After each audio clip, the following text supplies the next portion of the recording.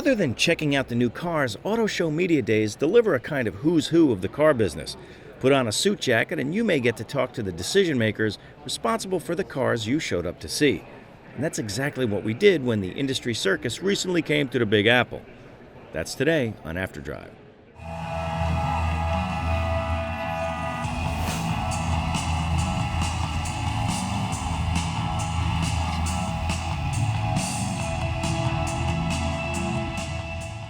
I'm curious to what was the elevator pitch that you gave to the design team when how did you get them on board?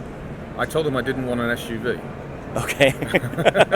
So, and it's all in the name, right? So DB, obviously DB 5, 6, 7, 8, no 8, Wow. 9, and the future. So I wanted a beautiful sports car, but I wanted it to reach a new generation of customer and a different gender of customer even. So it needed to have a higher seating position. It needed to be easier to get in and out of. It obviously ultimately needs more space in the rear, and so it'll be a 5-door eventually. But I wanted to make a beautiful sports car for a different customer than the one that buys today. And I didn't want an SUV. An SUV by its nature is versatile, it's boxy, and I would argue therefore impossible to make beautiful. Yeah. When it comes to something like that, where do you follow the research, the market research, and where do you say you're going to lead with a product that people maybe didn't know they wanted yet? The research will identify. It'll identify a space, for example, for an SUV, which of course, if you take the research into, let's say, China, you can see the whole market is moving from 3-box sedan to SUV. So the data will take you in that direction. The concept that we put forward, which is the crossover, of course, is a space that doesn't exist. So it's there's a risk associated with it, and there's therefore an opportunity associated with it. My contention is that the customers that we know we want to reach all think that Aston Martin makes beautiful motor cars, but will often reject by saying, it's a little bit intimidating because it's low down, and getting them past the sill of the car and driving the car is a tough call. If you have that higher seating position, then we believe that it would be, let's say, more inviting, less intimidating, and more people you get in will automatically fall in love with the design, as customers of Aston Martins do. The electric Rapide that we've been hearing about. What are you bringing from Nissan? So you were involved with the Leaf. Yeah, mass market electric car. I led the team for the electric car. So hopefully there's a little bit of credibility. You may be uniquely qualified to actually pull this off. I'm sure there's others out there as well that can do electric cars, but I think I can pull together a team that can legitimately put an electric car out there that is extraordinarily good fun. And let's be clear, I don't do, if eventually we green light that project, it won't be for the sake of a compliance car.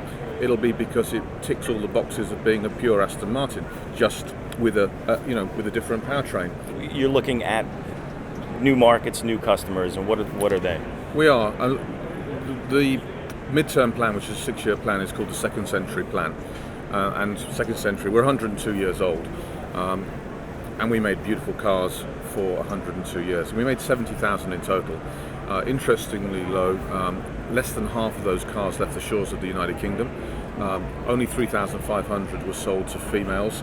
Only 2,000 were sold in the so-called BRIC or emerging nations like China. So you can see there's a huge opportunity there. The Second Century Plan is fundamentally on, let's say, 4 pillars. Pillar number 1 is replace the existing sports cars with a brand new product, brand new platform, and then cap the volume at 7,000 units. So even though demand naturally will be significantly above that, cap it, keep that exclusivity. Product number 2 is the DBX. So enter to so-called Gen Y, Gen Z, female, and let's say expanding new customers. And step 3 is Lagonda. Bring back Lagonda. As a serial production, something that would reasonably compete with the likes of Rolls-Royce, Bentley. And then number 4 is the provenance cars. So what's the future DB5s of the future? You know, a DB5 a few weeks ago sold for $2 million. Yeah. How do you continue to create that provenance when you're selling, let's say, 10 to 15,000 cars a year? Well, you do every year. You do 2 or 3 runs of very special cars, like the Vulcan that you see on the stand here. What are the foundational principles of Aston Martin as they go and go into different places? What are the things that are unequivocal that just won't change? Beauty. Beauty is something we always have to have, and beauty is really driven by proportion. So proportion and beauty.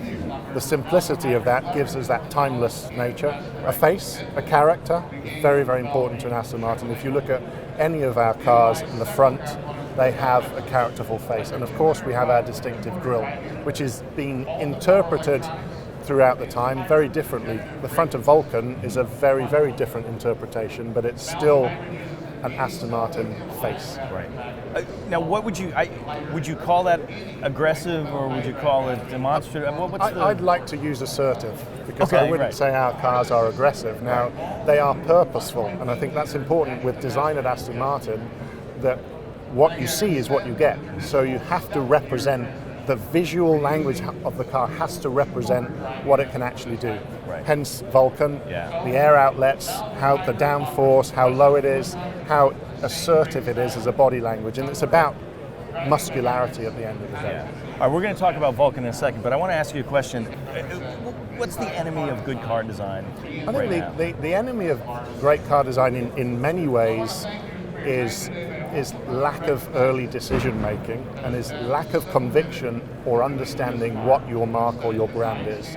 If you clearly understand who you are, you have a design parameter to work to. You then have the issues of legislation or the parameters of physics. You can't avoid physics at the end of the day. Right. But if you're not clear with who you are, it becomes a difficult job. You end up with a plethora of designs that someone is going to pick, and not necessarily the person that created it. Right. So it's about understanding who you are. It's then, you have to be, at the end of the day, you have to be tenacious, and you have to be also a team player. So that's the dichotomy, because you've got to stand for what you want, but you've also got to work with a team of people. And the way I would always describe it is, you're the orchestra master, you're the conductor, conducting all these players. If one is missing, it doesn't sound the same, and it's up to you to get the best out of something. This is low, and if you look at older cars, you really notice that everything is this high. Yeah.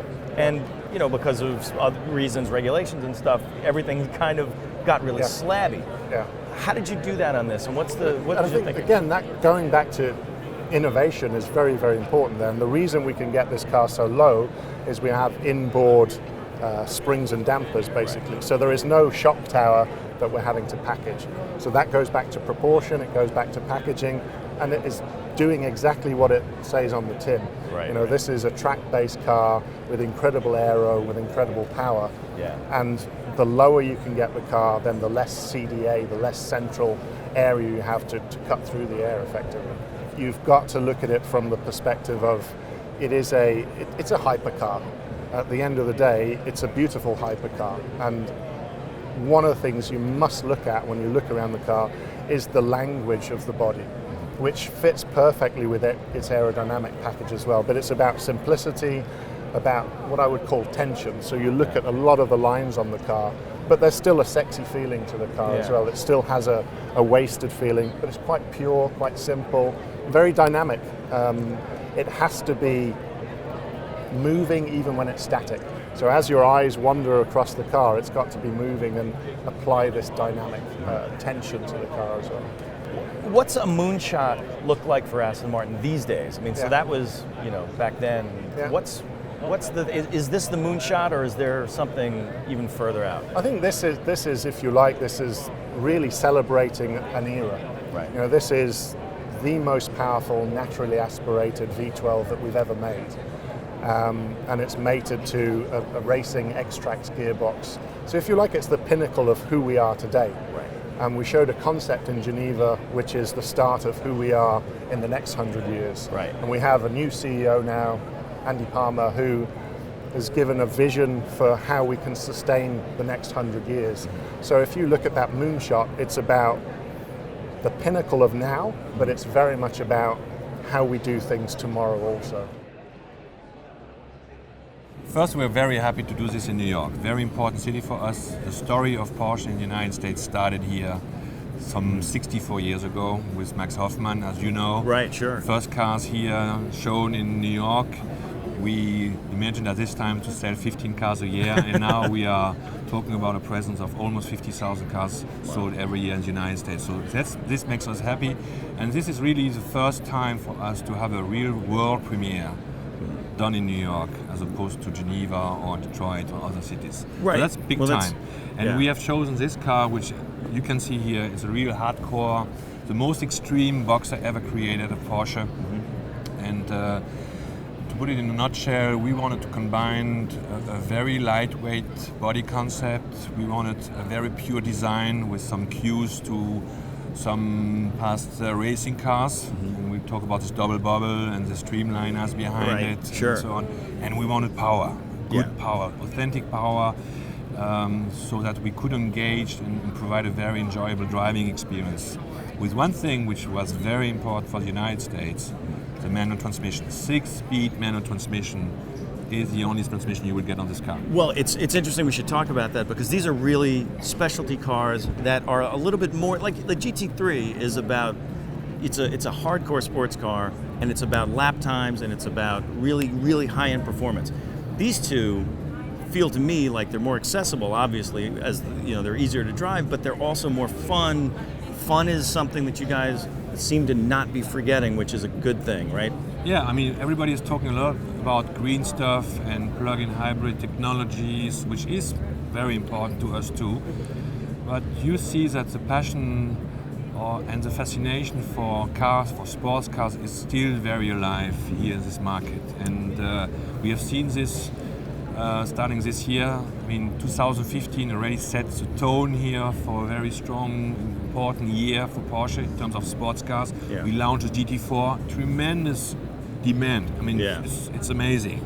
The GT4 is exploding. Yeah. The GT3 RS, a very tough, hardcore car is coming, and now this Spider. Yes, it's about passion. It's about our roots, and talking about efficiency is one thing, but when we talk about passion, engaged driving, and so on, we have these cars also still in our lineup. Yeah. Did you foresee that there would be so much pent-up demand for a spec'd-up Cayman as there is for the GT4? Because as far as I know, you guys could sell probably 5 times as many as you could make, you know, looking at the demand. Did you see that there was this pent-up demand, or was that just a kind of, you know, let's see if this works? We were quite optimistic on this demand too, otherwise we wouldn't have done this. Well, sure, right. The business case had to be made.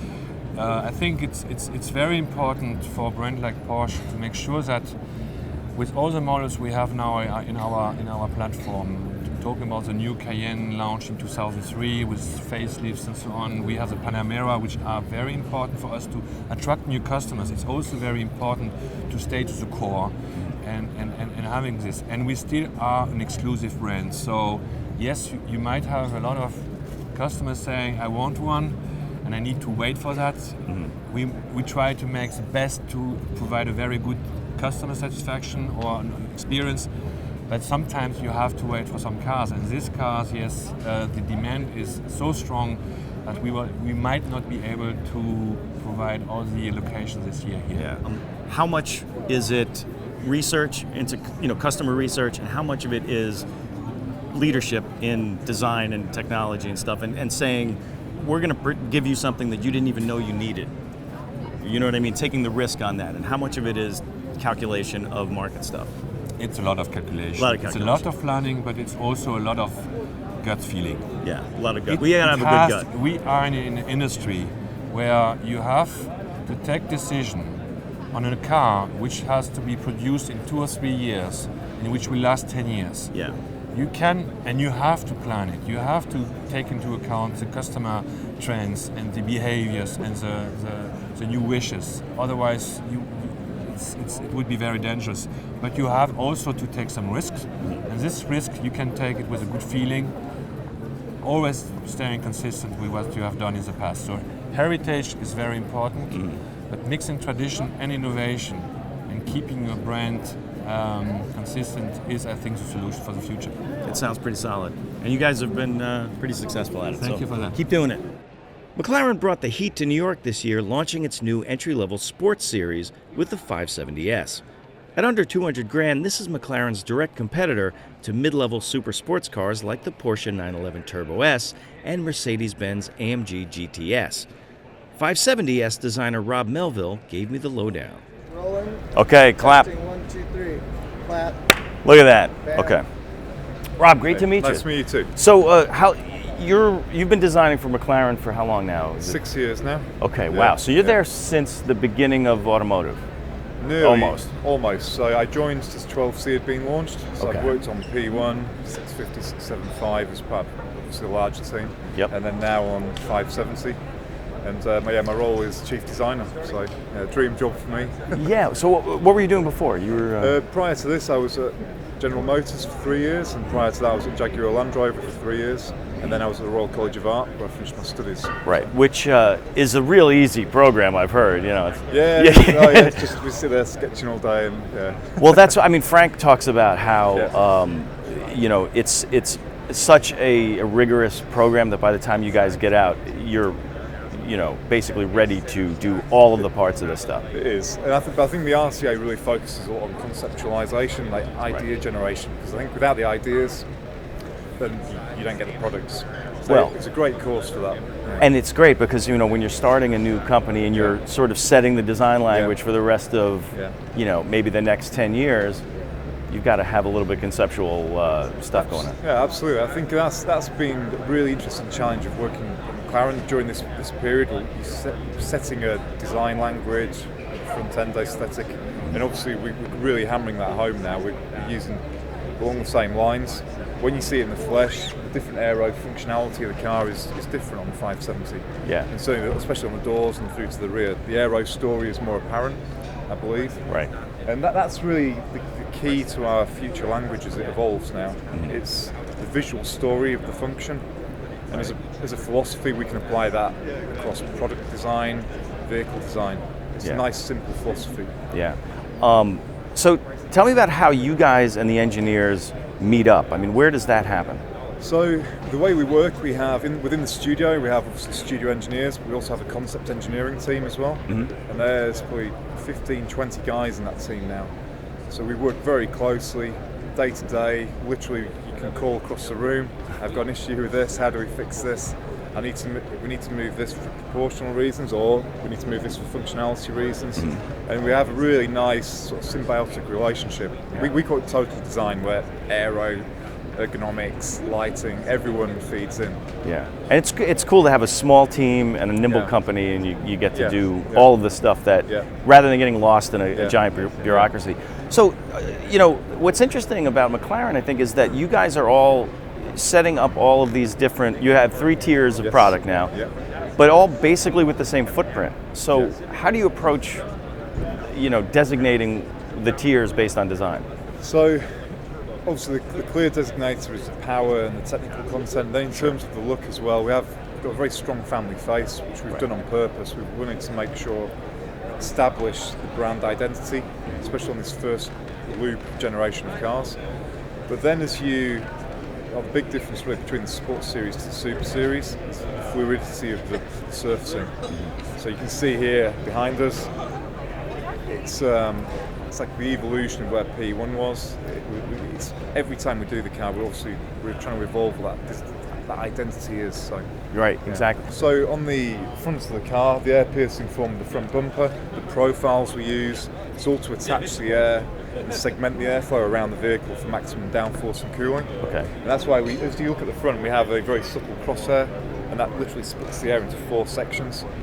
And then the story of how that flows around the car. So the next key feature would be the door tendon, which is here behind us. This is very cool. This Yeah. NACA duct thing. Tell me about how the air. This is where it gets really wonky, but how the air speeds and then expands So to the get through idea there. is simply that this lower panel is where you get the turbulent air that comes off. It's all the wheel pressure from inside the wheel well. Right. And that's to stop the air the dirty air going into the intake, but all the high pressure air that comes over the hood through this zone. The high pressure, fast moving air compresses the dirty air, and this line here is literally based on the air streams. So the air flows in down here along the diffusion ramp, the tendon and the mini tendon. It's all angled on the air streams, and it literally keeps the air attached, energized, which means the radiators function more efficiently, which means you can take weight out. So the whole aero efficiency story actually starts right at the front, but then it cascades down through the car. Well, this is where having your own wind tunnel kind of comes into play a little bit, And we use a lot of the Formula One technology we use on the road cars as well. Right. Obviously, we'll test the CAD data, and we use that as a baseline, and then we can measure the actual physical mule cars against the CAD. So we can measure the deltas. And we know, okay, this is a positive, this is a negative effect. So even the Wingmar added 2.2% efficiency to the free stream cooling of the side radiators. Right. So so little things like this, it's amazing. Yeah, it's the detail stuff. So tell me about the flying buttresses.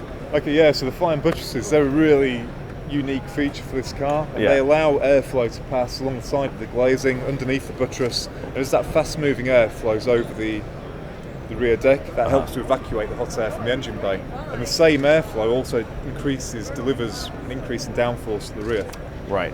Well, I mean, the angle of that glass, is that the steepest angle you could get for that glass? Is that? Yeah, it's on the maximum that you can manufacture. We've really peeled it, really pushed it in there to open up the. Yeah, but if you push it in too much, the air detaches from the surface and it de-energizes. So it's not only on the limit of the glazing, but it's just on the correct sort of diffusion ramp. Right. For the airflow as well. And it's all about efficiency again. So now tell me about the wing. Now is a little bit different too. So we have fixed aero pack on this car. So the downforce is balanced front to rear, which gives you still great handling. In fact, the tyre setup, everything on this car is designed for a little bit more fun, a bit more accessible fun compared to the Super Series, which is a more serious. It's a quicker car. This is about fun. Yeah. So. I mean, the last thing is weight, I guess. I mean, it's sort of looking at taking weight out. So it's incredibly light. The car's 1,313 kilos or 2,900 pounds, thereabouts. It's got the best power to weight ratio in its class. In fact, actually better than some of the cars in the segment above. Wow. It is a missile. It is. Well, I can't wait to drive it. So, interestingly, all right, wait a minute. Let me start that again. Talking about design broadly. What's all right? And it always that happens. It happens every single time.